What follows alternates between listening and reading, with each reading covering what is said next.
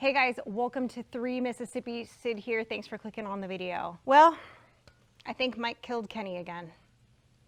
Is our Kubota broken?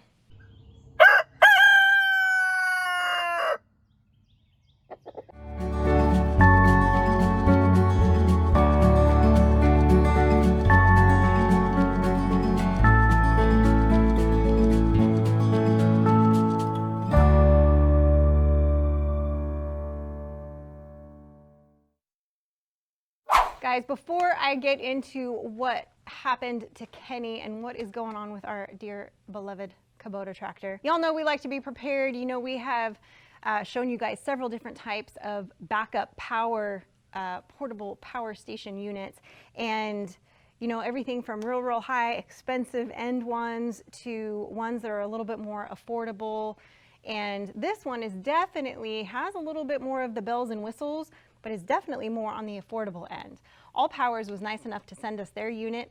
Check it out. We just had a lot of rain the last few days, so pardon the fact that my lawn is slightly overgrown and I have not weeded the trim over here, guys. So it dried out enough today. It's been warm and sunny, so I've been able to have the solar panel out charging the All Powers unit. Now, if you guys have followed us for a while, you know that we like to be prepared for all different scenarios, and power outages and additional power on the property is always something that we're looking to enhance. Butterfly. We have power at the shop and we have power here at the house, but when we're working on things out in the back 40, sometimes we need to bring a unit with us.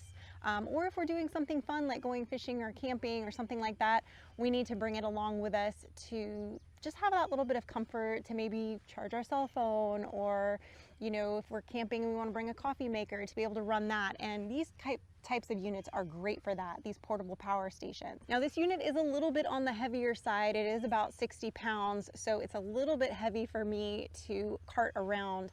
But for somebody who is on more of a budget, this particular unit, price-wise, is a lot lower for what you're getting. A lot of these units can be quite pricey, as you may know, some of them being several $1,000s for the solar panel and just one power bank. This one comes in at about $1,500, which is not bad for what you're getting. This unit can be charged a couple different ways too. You can charge it with just the solar panel. You can charge it by just plugging it in to an AC outlet, or you can charge it with both the solar panel and the AC outlet, cutting down your charging time, or you can charge it on your vehicle. The R2500. It's a 2,500 watt unit with 2,016 watt hours. I solely charged it with the solar panel, but you can charge it with the AC adapter as well. And the output ports it's got is the AC output, which has a 2,500 watt max, but is also surge protected up to 4,000. It's got 2 USB-A's and 1 USB-C and a DC 12 volt output, as well as the car port. Guys, I'm standing in our little alcove here where we have our big refrigerator and our freezer, and I've got my light running right now because it's dark in this little corner, and it's hot. We're under a heat advisory. It's got to be, I don't know, a gazillion degrees, surface of the sun. So I'm actually going to plug this refrigerator into this just to show you what it draws. So you can see the refrigerator's plugged in and turns on over here. There it goes. It's starting to draw a little bit because I turned the light on. It's just not running right now. So for the money, guys, if you've been hesitant to spend what some of these kinds of power bank units cost, this one is a much lower price point. Now, granted, this one does have the solar panel. It's worth checking out if you're on a budget for sure. It's running this refrigerator right now, and the light that I have on, like I said, 2016 watt hours and 2,500 watts. It's got a little bit of oomph to it, so that's good. We love testing these kinds of things out and checking them out and showing them to you guys, giving you different options. If you like this option, check the link below in the description and you can go peruse the website yourself. So Mike was out bush hogging a lot in the last week and a half in between big rains and the land drying out to be able to do it, because we had some areas we wanted to get ready for fencing. Well, he was bush hogging and he looked down and he saw this laying in the field, a little bit chewed up. And he's like, huh, that looks like something important. Well, we were trying to figure out what it came off of, and we were you know, no, it's not off the side by side. It's not off this. Is it off the tractor? Where is it coming off from the tractor?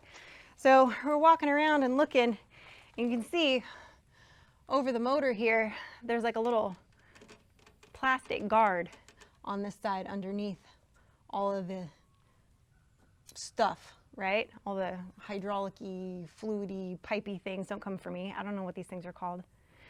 But anyway, under all of this hydraulic-y looking stuff, right? So I was like, well, there's one on this side. It looks a lot like that thing you found in the field.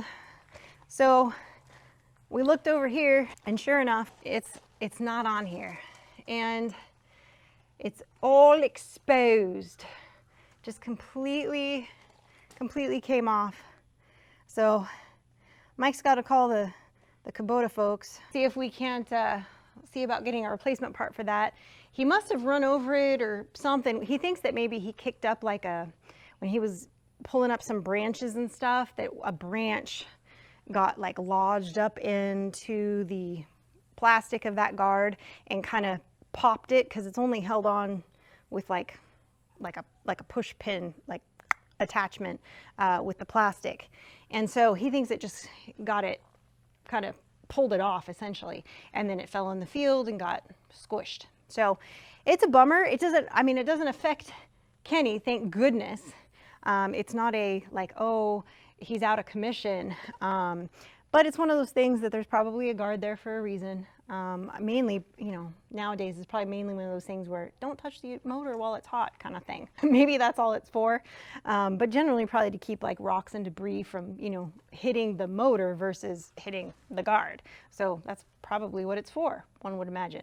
I'm not super up on the mechanics of the tractors and the design of said things, but I would imagine it has something to do with that. So Mike's gonna be finding out about getting that replaced and fixed so we can pop that new piece back in, because it just, like I said, it just kind of pops in. You can see, like I said, it's got these little pop-ins that just kind of pop on, but because the other side is broken, it won't pop on. It just kind of hangs there, sadly. Won't pop on proper like. That's definitely going to be something that we'll get fixed, but thank goodness Kenny's still up and running. He's still able to be Frankie's chariot around the farm, and she's able to still get a good day's work out of him. But today, guys, I want to take you for a little bit of an update on some of the animals and some of what's going on with them, and kind of show you from the animal pen perspective, like where the fencing is going that we're working on. We didn't get to finish the fencing last weekend. Our plan was on Saturday, you guys may remember, we set the posts, we bush hogged a bunch, we cleared the other fence line of all the saplings and got everything ready for the new area of fencing. And it was raining off and on as we were doing that, but only for like a few minutes at a time. It wasn't too bad.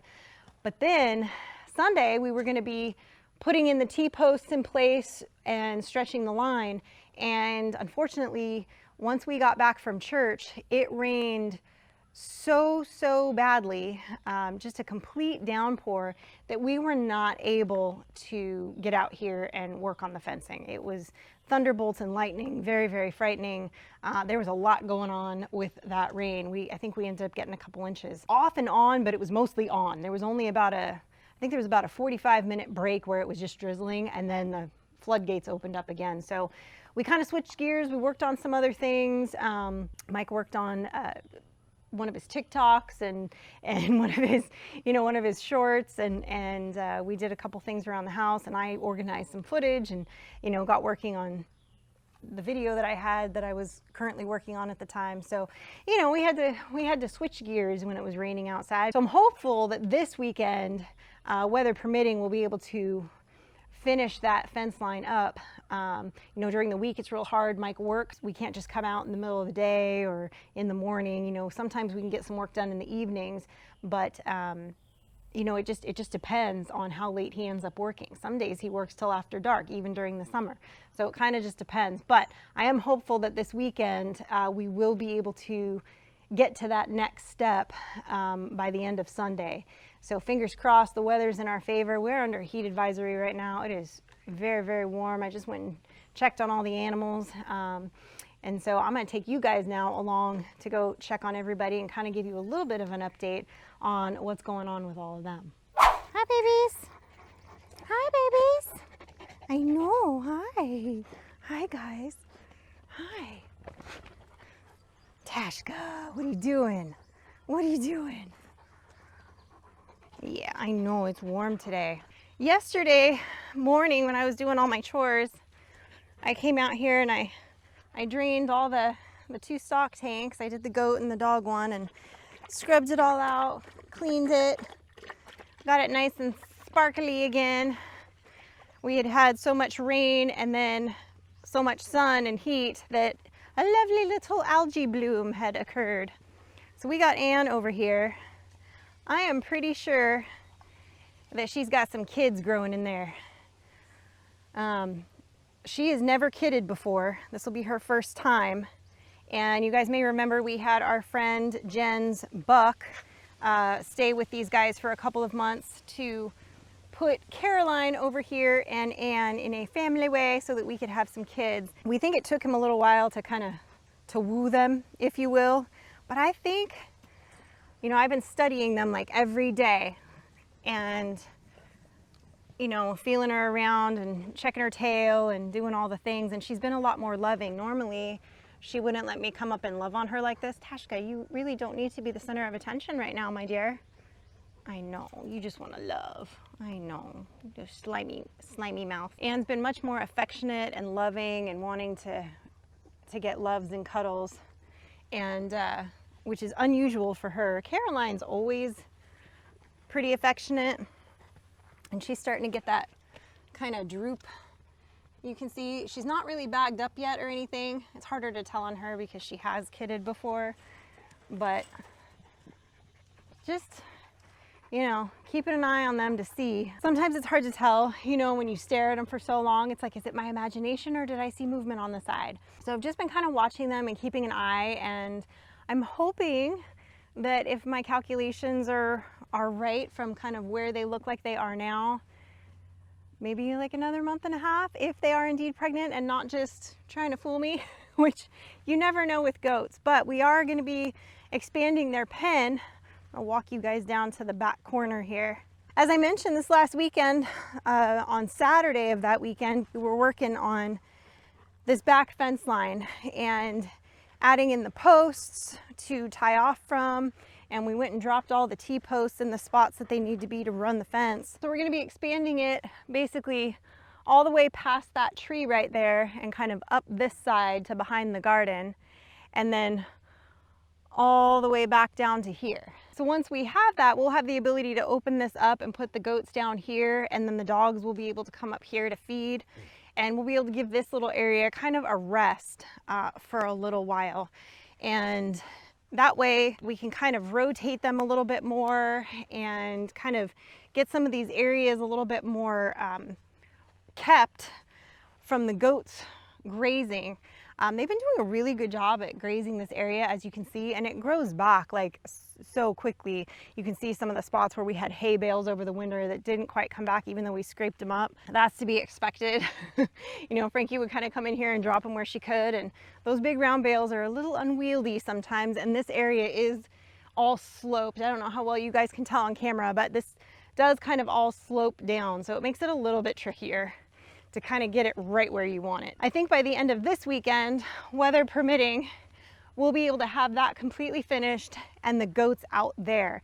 So I'm hopeful we can get that done. This morning when I was sitting out on the front porch, I can see Beulah usually in the pasture from there, and you know, I sit there and I cuddle with Mr. Bunko and have my coffee, and I happened to catch movement out of the corner of my eye, and I looked up and there was this beautiful doe munching on the pears over there. It's just so peaceful and serene watching the hummingbirds and the doe kind of go through the yard for, you know, she's probably there for about 20 minutes. Just got to kind of watch her do her thing. It was kind of cool.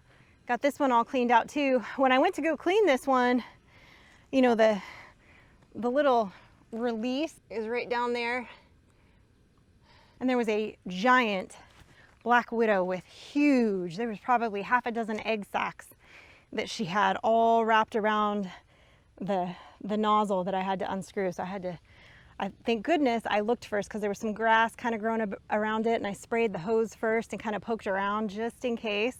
Thank goodness I did, because I almost just stuck my hand in there because I was in a hurry. And thank goodness I didn't, because that would have been fun. Little black widow nibble on my fingers. So let that be a cautionary tale to you guys. Always check, and I always do when I'm looking at turning a spout or doing something like that I haven't touched in, you know, a little while. And that, you know, obviously doesn't get touched until it's clean out time again. And thank goodness I double checked it, because that spider was just sitting there waiting for a snack. And I did not want to be the snack. Beulah! Come on! Come on, girl! That's a good girl. Come on! Come on!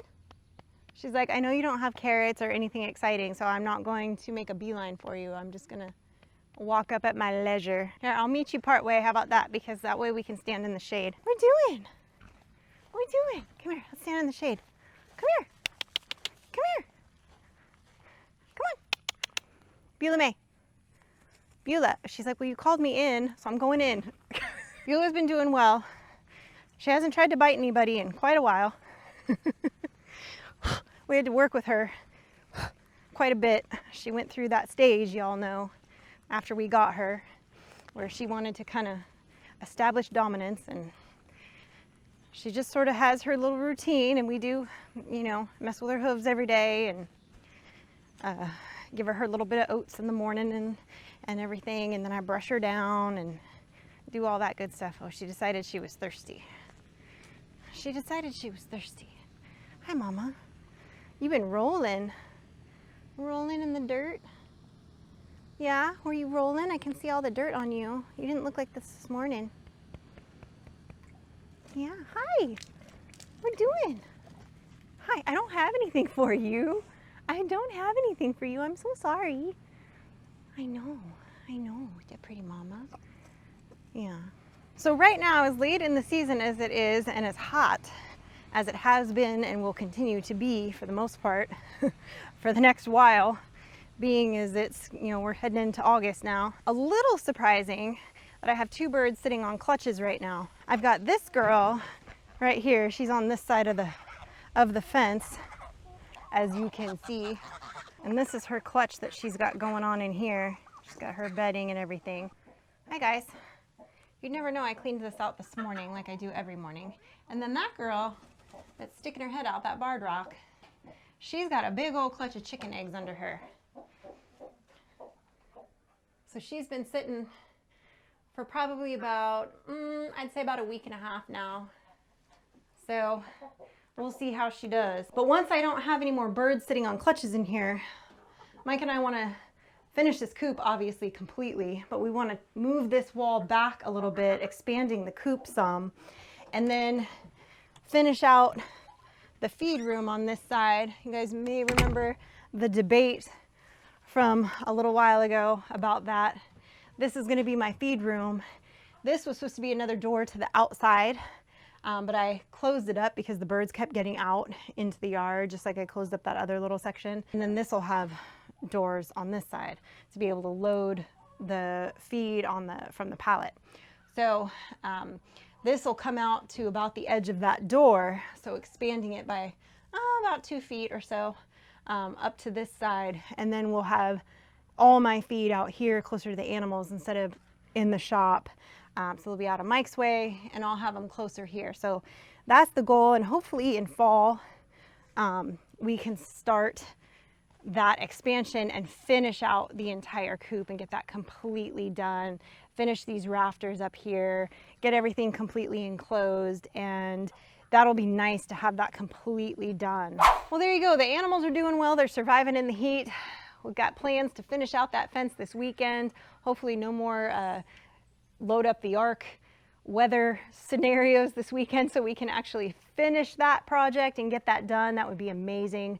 You guys know how much I like to get projects finished and checked off the list, so that will make me very happy if we're able to get that lower section functioning and get those goats moved down there. Kenny is no worse for the wear. We will get that replacement part here when we're able to. It's probably going to be one of those things that they have to order or something like that. So, you know, until then, he's on limited duty. Just have to be careful with that side. He's just got a open wound, I guess you could say, but still working, still running, still doing everything we need him to do. Guys, we appreciate you. Don't forget to check that link down below if you're interested in checking out that All Powers portable power station. Got a decent bang for its buck. It's one of the less expensive units that I have seen that also has a solar panel, which is a big game changer, because if you're truly, you know, without power, you know, you can't just plug it in somewhere. So having that solar panel, that can be great. As always, guys, I appreciate you. And remember, stay blessed, the safety's off.